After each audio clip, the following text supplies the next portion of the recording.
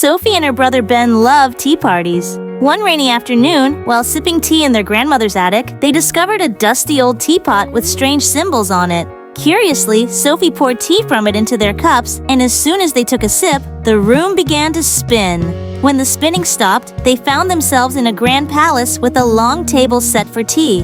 A woman in a fancy gown greeted them. "Welcome to the court of Queen Victoria," she said. The children gasped. They had traveled back to the 1800s. The queen asked them all about the future, and Sophie and Ben shared stories about airplanes, electricity, and phones. Just as they were about to have more tea, the teapot glowed again. Before they could finish their cookies, the room whirled. This time, they landed in a dusty tent in the middle of the desert. "Welcome to ancient Egypt," a young pharaoh said, offering them honey cakes. The kids learned about pyramids and even helped draw plans for a new one.